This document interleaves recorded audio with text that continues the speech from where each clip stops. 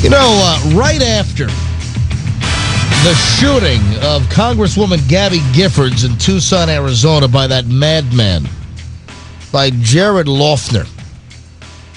Oh, incidentally, if I didn't make myself perfectly clear yesterday, you know, we had the news break during the show yesterday that Jared Loughner was found incompetent to stand trial by a federal judge in Phoenix.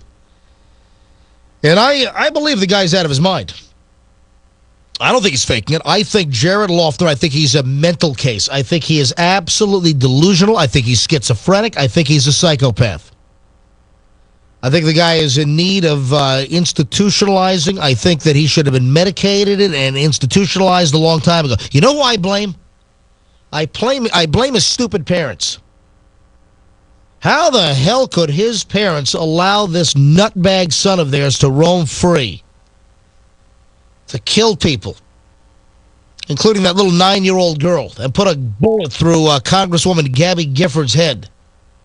How the heck could the parents? I hope they're doing a good job living with themselves now. That's who I blame. They didn't get their son help. Allowed him to mingle with society and menace society. How could they not have known that their son was off his flippin' rocker? I don't see how.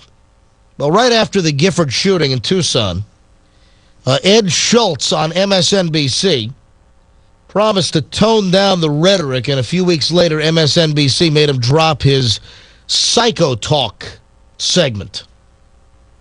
The only psycho talk coming out of this guy is what originates in his head. I mean, sure, he can play sound bites of others and try to, pin psycho talk on others, but he's the real psycho talker. When you hear about the things, that he's said in the past. And I think maybe other radio shows, I don't know. I don't know if anyone's going back and digging into the archives on this guy, on what he said in the past. Now, I just rolled out a whole bunch before the top of the hour break. A few more, then I've got to move on, because I got to be honest, I'm wasting too much time on this bloat bag. But I think it's important for folks to realize this. Yeah, how about the fixing and rigging elections? Isn't that great? Isn't that great from a national talk show host and an MSNBC employee? Isn't that fantastic? We can go back even further to 2009 during the healthcare debate, and Schultz compared Republicans to terrorists and Nazis. The Republicans are not interested in an honest debate. I've said it all along. This death panel thing, you know what that was? That was an intellectual car bomb driven into the marketplace of ideas. It wasn't about debate. The Republican Party is practicing intellectual political terrorism on all Americans. They're only interested in destruction. They want to destroy Obama and his agenda. They want to kill any intelligent, reasoned debate on this issue. Grandma's gonna die, death panels, the president's a fascist, socialist, Nazi, he's like Hitler. Give me a break. This just isn't coming from the town hall kooks. It's elected Republicans who are fueling this fire. Anyway, so the Laura Ingram comment, that's not fresh. That's not new. This guy's been rolling out these doozies for a long time. I mean, a few months ago, he basically said that if you're against Obamacare, that you're a racist. The Republicans basically, as I see it, have a pre-civil rights attitude when it comes to health care. You know what? I can't even listen to much more of this. Here's a great characterization of Republicans that's nothing short of repugnant. That Republicans want you to die. Oh, he sounds like Alan Grayson, that imbecile from Orlando that lost his job. The Republicans lie. They want to see you dead. They'd rather make money off your dead corpse. They kind of like it when that woman has cancer and they don't have anything for her. That's how the insurance companies make money, by denying the coverage.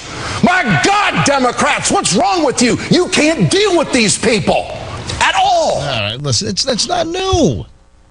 I mean, sure, he used some of the most repugnant language in his tirades by calling Laura Ingram what he did, calling her the... She's a talk slut. So MSNBC, I guess, agreed to Schultz's self-imposed suspension. I mean, great message. Great message from MSNBC. I wonder if all the folks, all the journalists at NBC News, are they happy? I mean, you know, Brian Williams, for instance, NBC Nightly News, whether you like it or not, Brian, you do appear on MSNBC quite a bit. NBC News and MSNBC, it's synonymous. And that does leach into the NBC brand. I'm sorry. Yeah, it's sounding like a publicity stunt. He's suspended for a week. Then he'll be back. Yeah. By the way, MSNBC was still running promos for the Ed Show as of today. My crew saw numerous Ed promos running today on MSNBC. Fabulous, huh? All right, welcome back to Schnitt. 1-800-801-8999. Toll-free nationwide. 1-800-801-8999. You know, I don't know much about Laura Ingram. I've never met her. I know she's got a reputation of, you know, being a little difficult.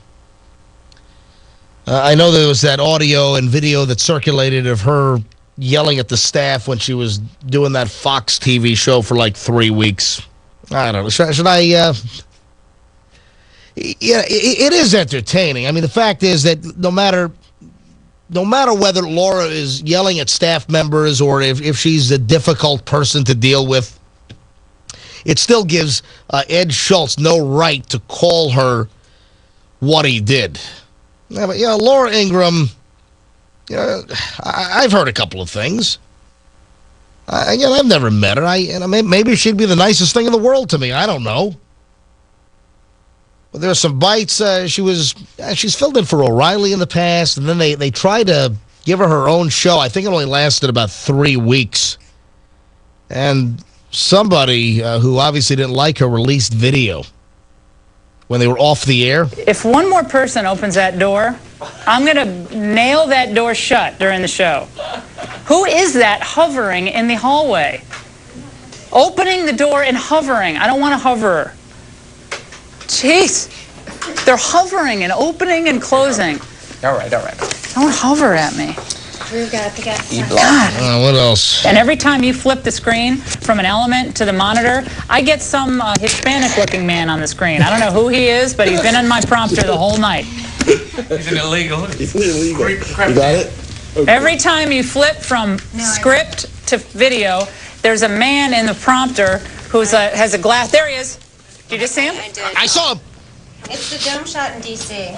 Nothing was in the prompter, and I had no element card, which I never had for that segment. Sorry. That's why if I have my elements, I don't rely on the prompter. I didn't have any elements. I'm not getting any direction, okay? You guys got to direct me in the prompter with those full screens, okay?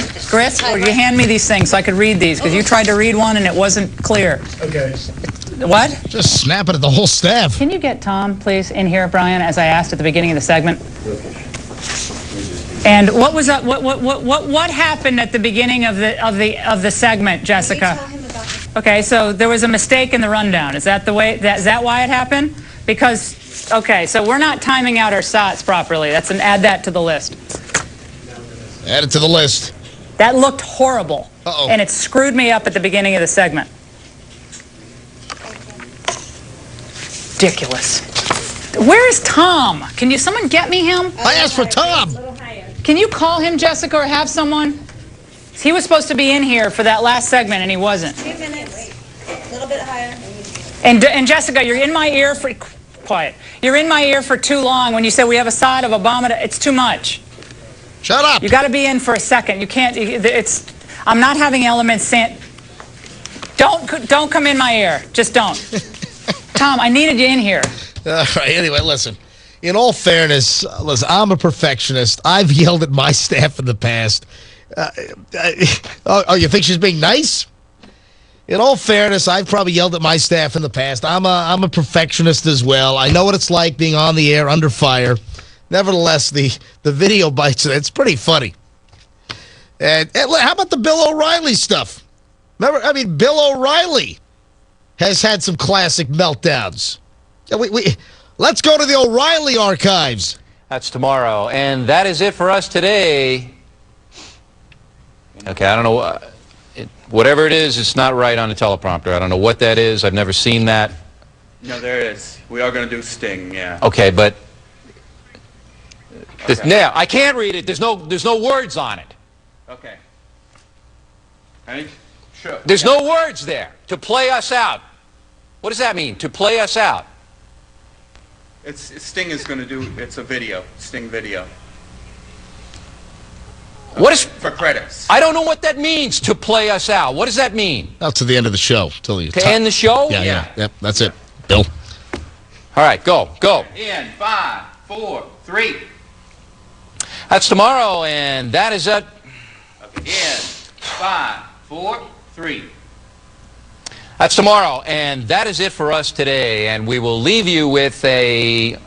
I can't do it. Okay. We'll do it live. Okay. No. We'll do it live. Do it live. I'll write it, and we'll do it live. Thing sucks. In 5, 4, 3.